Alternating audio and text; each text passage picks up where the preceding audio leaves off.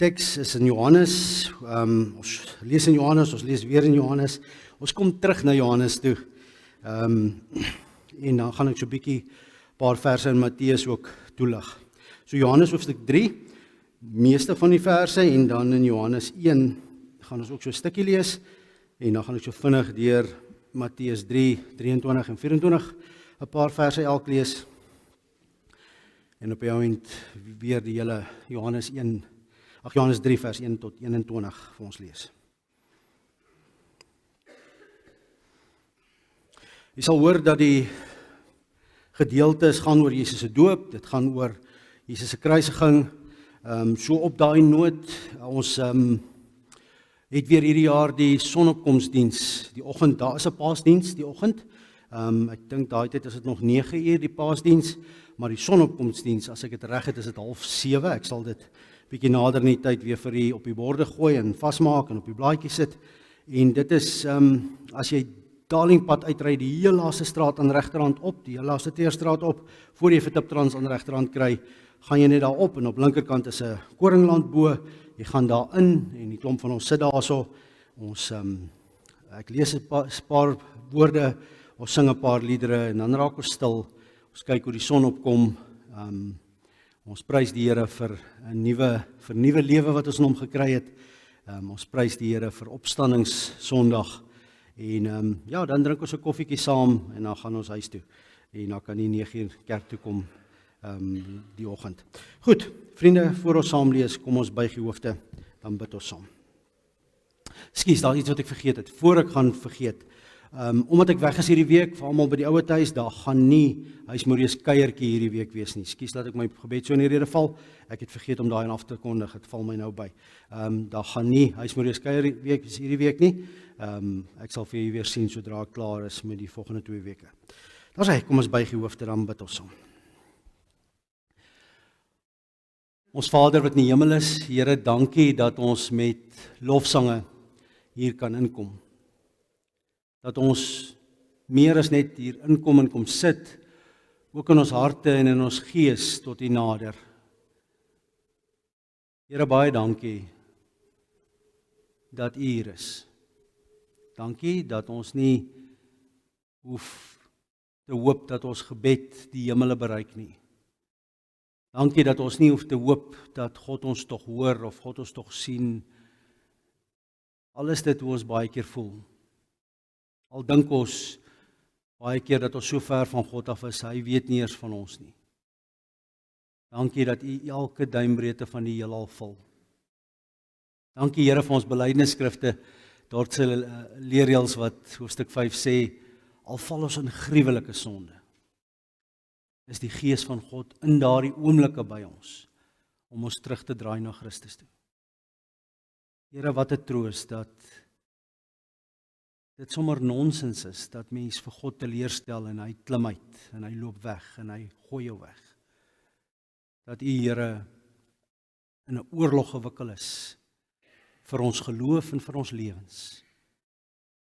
Dat U nie moed opgee nie. Dat U vir ons veg. Maar dat U ook elke oomblik beskikbaar is.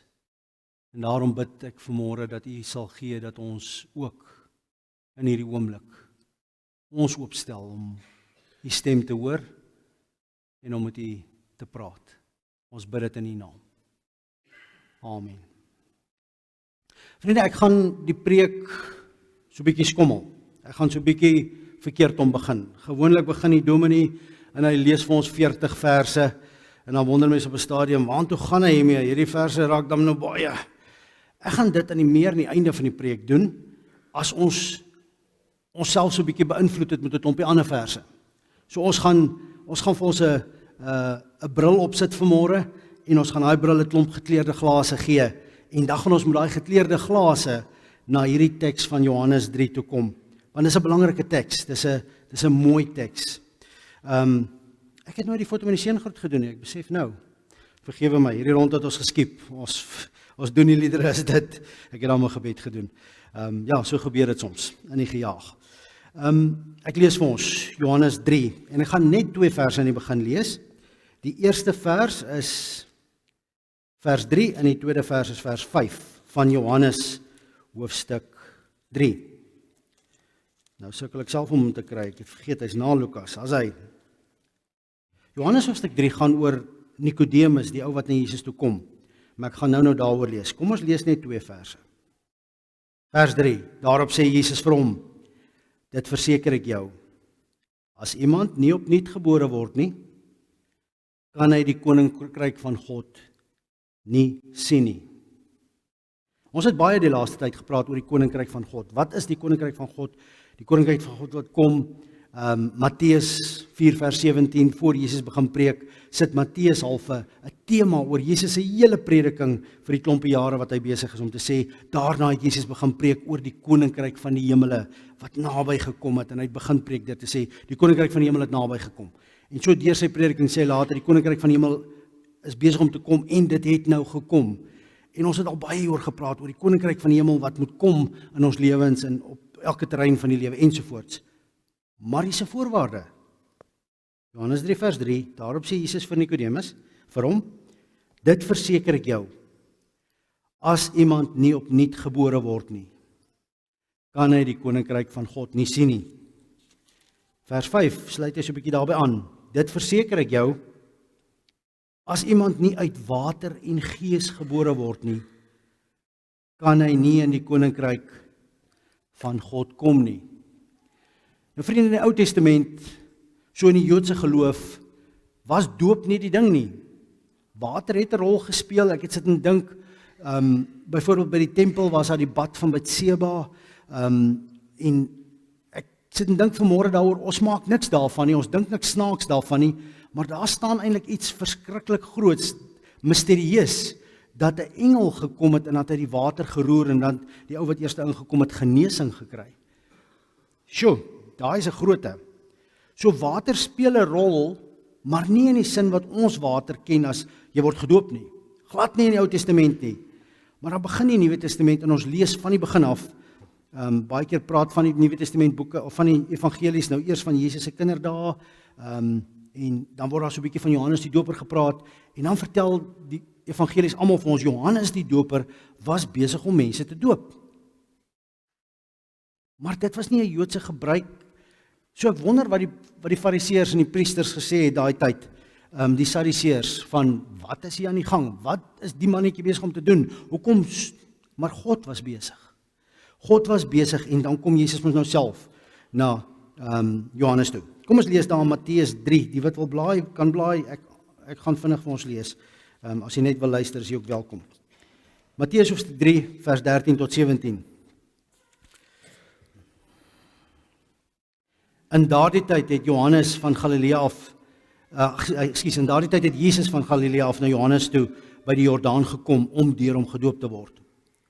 Maar Johannes het dit probeer verhinder deur te sê, ek moet eintlik deur u gedoop word en u kom na my toe. Jesus het hom geantwoord, nogtans moet jy dit nou doen, want op hierdie manier moet ons aan die wil van God voldoen. Daarna het Johannes ingestem. Luister mooi na die volgorde van wat nou hier gebeur. Jesus is toe gedoop en het dadelik uit die water uitgekom. Vriende, hierdie sin staan nie vir dowe neute so nie.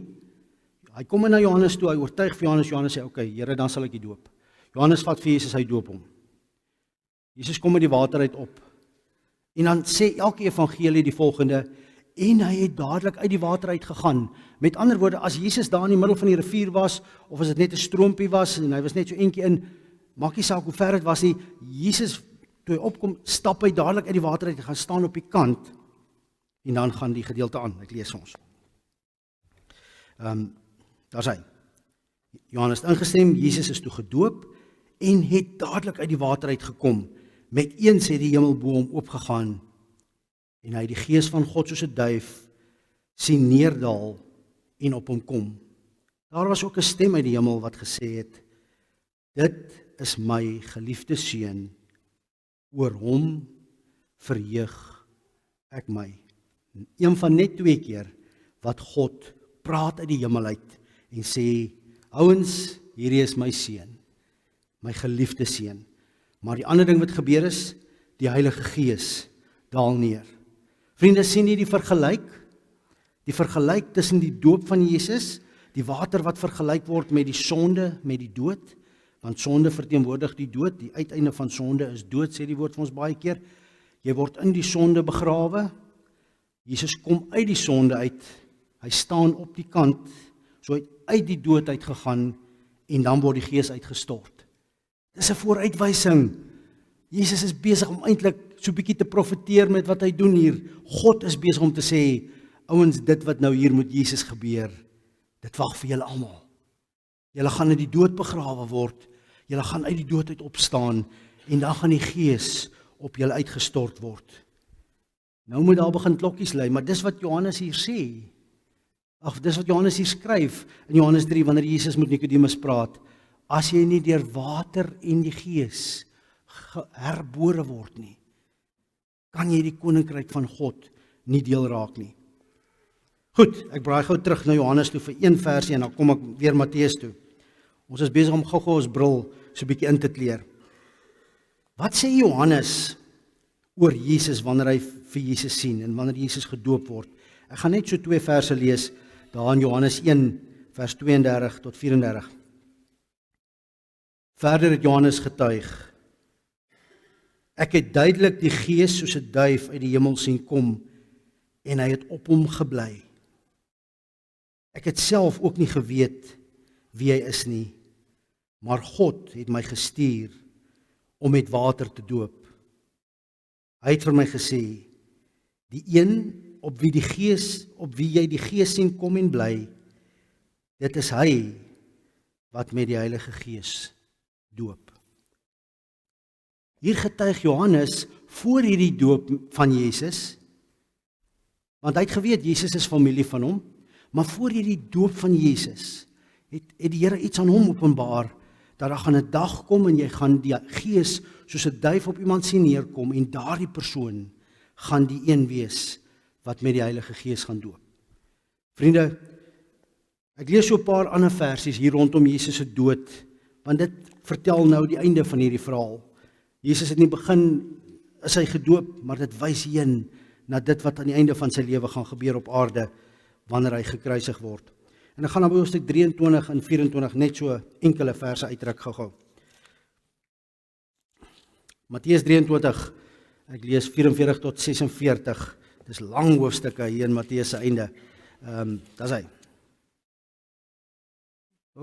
Nee, ek dit kan nie drie, klag oor die sin, ek is verkeerde hoofstuk daar, jammer.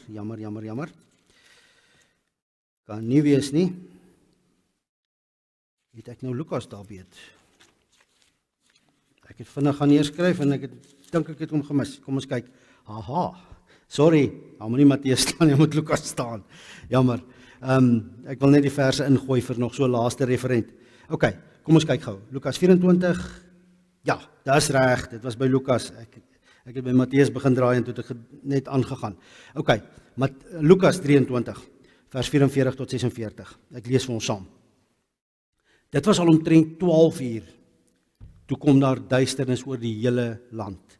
Watter dag is hierdie? Dis daar toe Jesus aan die kruis hang. Dit was al omtrent 12 uur. Toe kom daar duisternis oor die hele land. En dit het tot 3 uur geduur.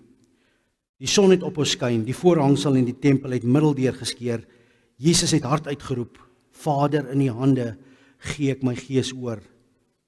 Na hierdie woorde het hy sy laaste asem uitgeblaas. Vader, in U hande gee ek my gees oor.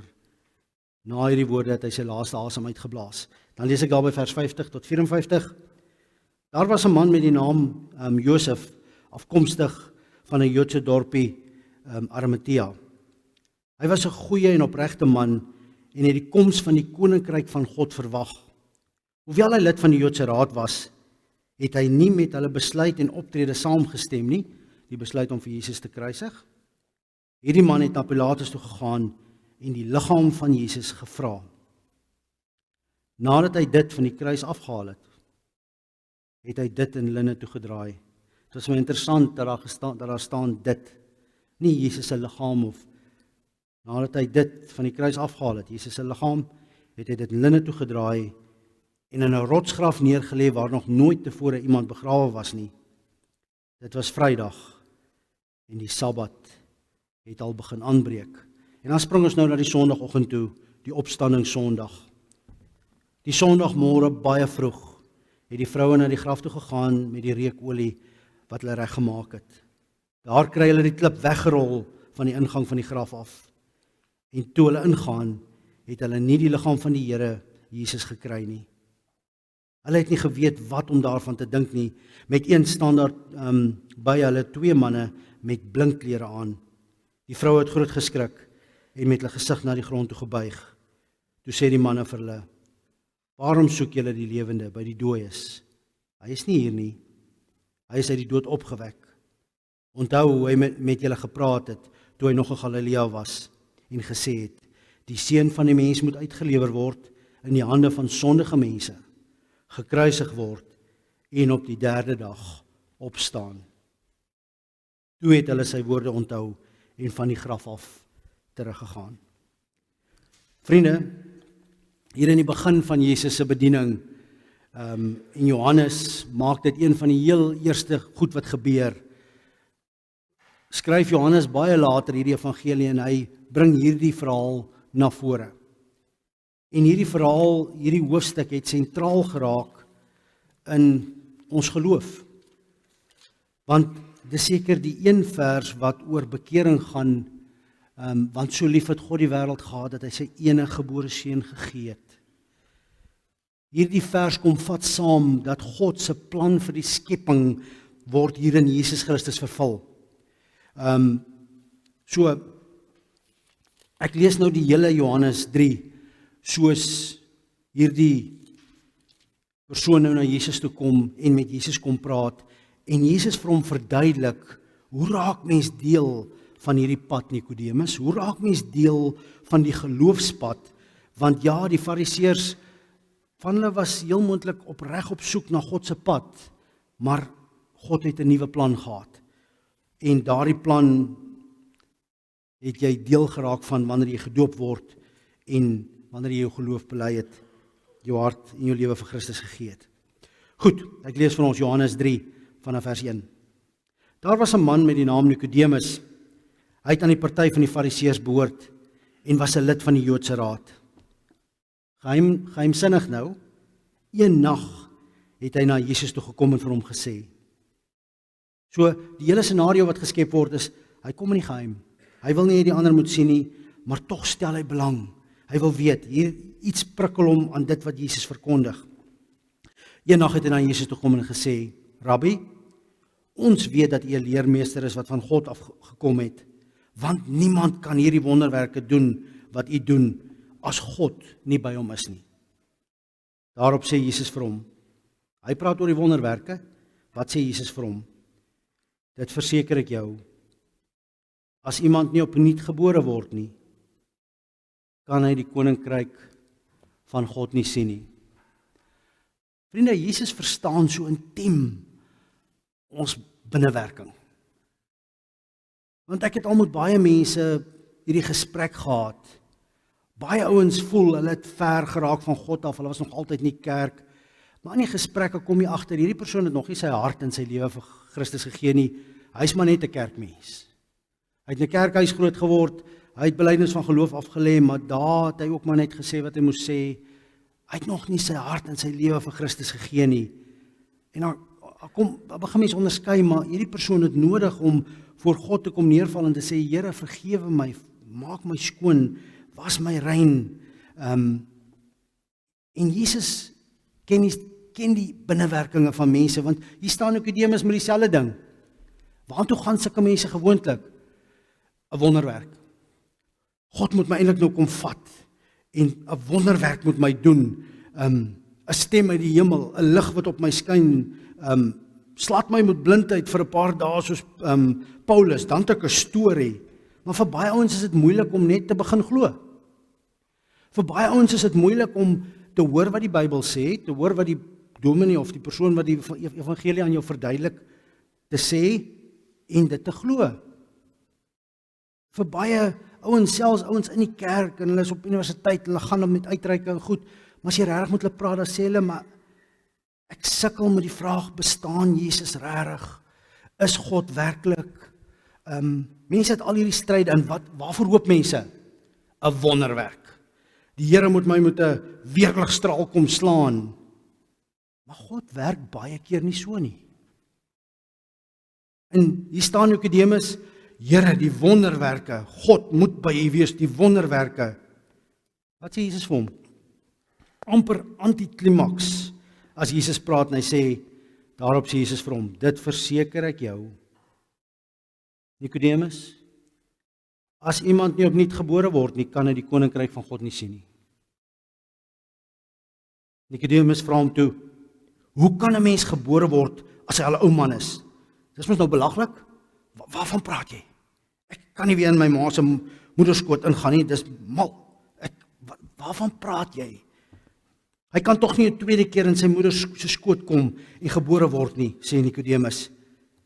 Jesus het geantwoord, dit verseker ek jou. Waar is Nikodemus nou? Die tegniese hiervan, hoe kan dit gebeur?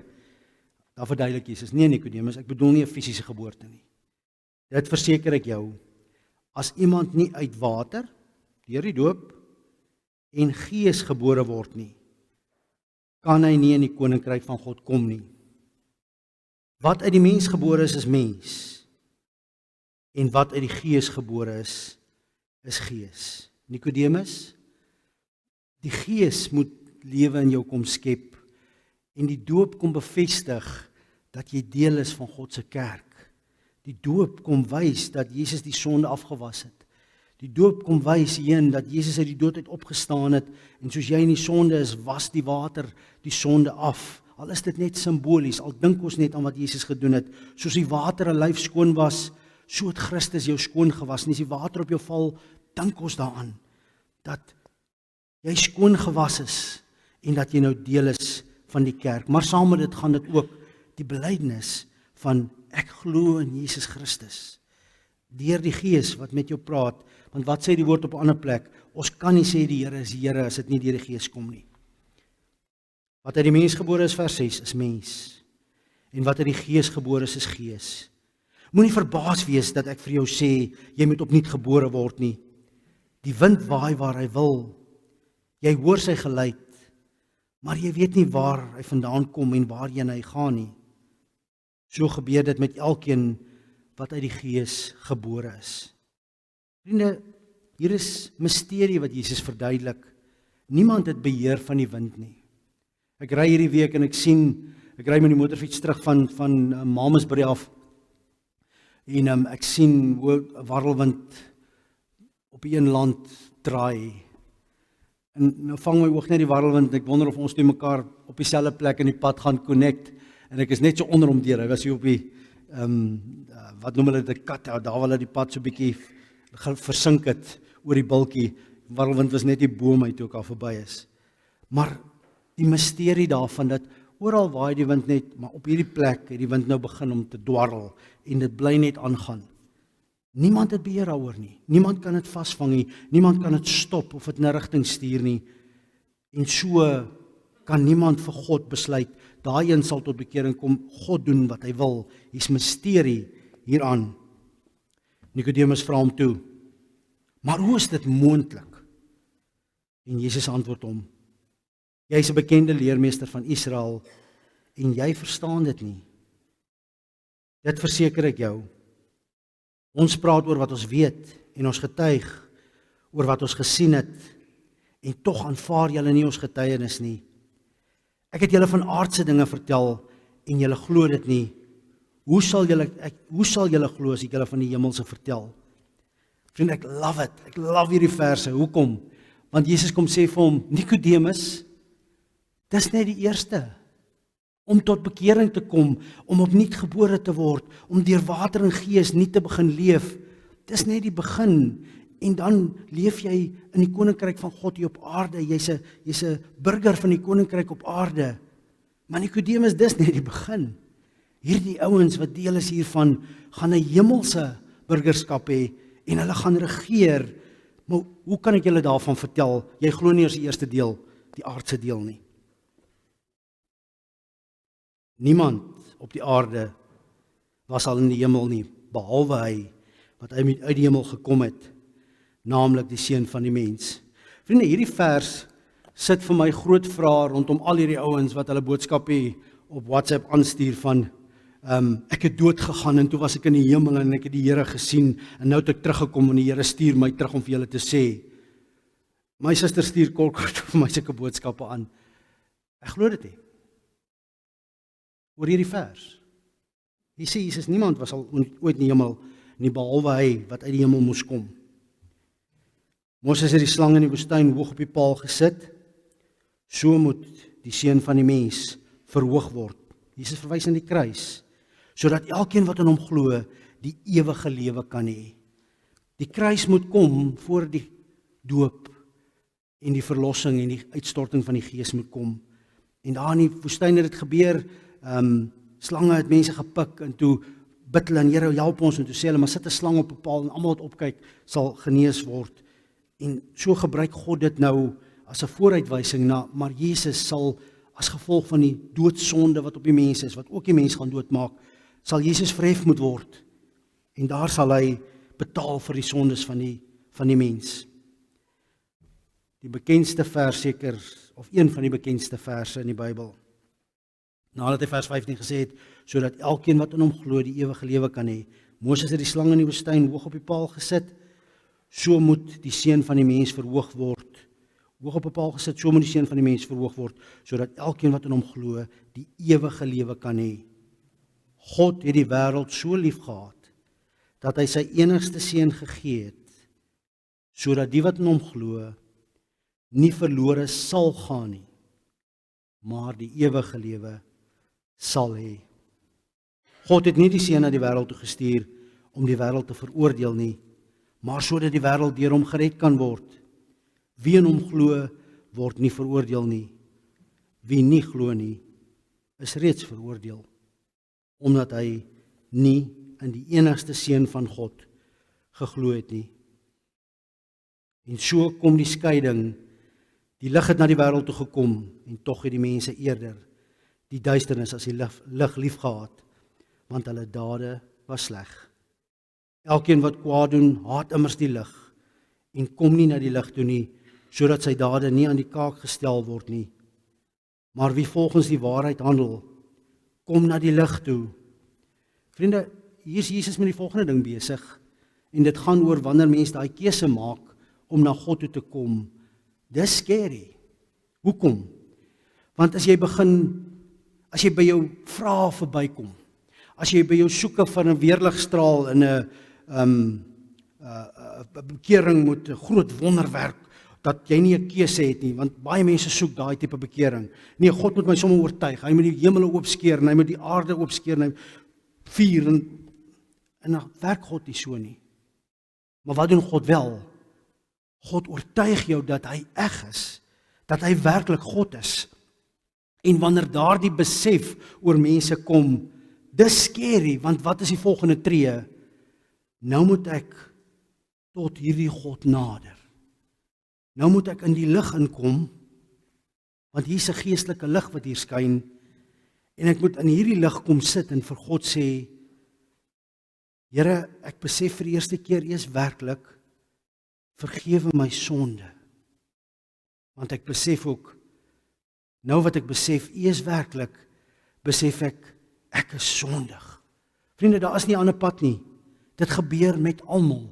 Die oomblik as mense werklik besef dat God werklik is, dat God leef, dat God sy Seun na die wêreld toe gestuur het, dan kom daar 'n skuldbesef by ons. Dis die mooi term. 'n Sondebesef. Ons sien ons sondigheid raak. Ons val voor God neer en sê, Here, maar ek is so besmet met sonde. Wat sê Dawid in Psalm 51? Here, van my geboorte af was ek met sonde belaai. Hy was lankal 'n kind van die Here. Maar nou het hy droog gemaak, en nou kom hy terug na God toe, en wat sê hy vir die Here? Here, ek kom na U toe, en ek bring niks. O ja, dis die ander kant, want ek dink, wat wil ons baie keer doen? Nee, ek wil nie my sondes bely nie, laat ek net gou eers iets goeds gaan doen, want in ons koppe dink ons kan iets doen, om in ruil te gee vir hierdie ding. Jy kan nie. Daar's niks wat jy kan kom ruil behalwe jou sonde nie. En dis 'n verkeerde ruiltransaksie, want hoe groter die sonde en hoe slegter dit is, hoe groter moet die vergifnis wees. En daar binne is 'n misterie in homself, dat God so goed is, dat hy selfs daarvoor geprys kan word, wat maak nie saak hoe sleg hierdie persoon is nie. Mense gaan ons altyd na die uiterste toe, en kinders het baie keer hierdie redenasie. As hulle hierdie ding begin verstaan, maar hulle het nou nog bietjie vra, en hulle begin redeneer daaroor, dan sal hulle vir jou vra. So wat jy nou vir my sê, Dominee, Hitler sou kon hemel toe gaan, nadat hy al daai Jode doodgemaak het. Wil jy vir my sê, as Hitler sy hart vir die Here gegee het, voor hy dood is, sou hy, ja, dis die wonder hiervan. Jy kan die grootste voorbeeld van 'n sondaar gebruik, maar vriende, geheimpie is, ons is almal die grootste voorbeeld van 'n sondaar vir onsself. Ons weet van ander se sonde, maar ons weet van al ons eie sonde. En dit is moeilik. Dit is moeilik om dan voor God neer te val en te sê, Here, niks bring ek voor U nie, en dit is nog moeiliker. As jy 'n pad met die Here gestap het, en jy het droog gemaak, en jy het afgedwaal, en jy het, om terug te kom en te sê, Here, maar gaan lees maar op Psalm 51, as jy dit moet doen iewers. Here, van my geboorte af, as ek belaai met sonde, ek het niks om vir U te kom bied nie. As ek offers moes bring, sê Dawid in Psalm 51, sou ek hulle gebring het. Maar Here, U soek nie offers nie, U soek opregtheid diep in die hart van die mens. So al wat dit vra is, dat jy opreg voor God kom neerval en sê, Here, hier is my sonde, vat dit. En dan sê Johannes 3 vers 16, sê Jesus vir Nikodemus, Nikodemus, God het die wêreld so lief gehad, dat hy sy enigste seun gegee het, sodat elkeen wat in hom glo, die ewige lewe sal hê. Wat sê Jesus eintlik in hierdie hele gesprek van Nikodemus? Nikodemus, glo net in my. Glo net wie ek is. In die oomblik as jy dit glo, sal jy begin besef dat jy vergifnis nodig het. Sal jy voor my neerval en sê, Here, vergewe. En ek sal jou vergewe. En jy sal deel wees van die koninkryk van God. Vriende, ek gaan net tot sover aangaan. Kom ons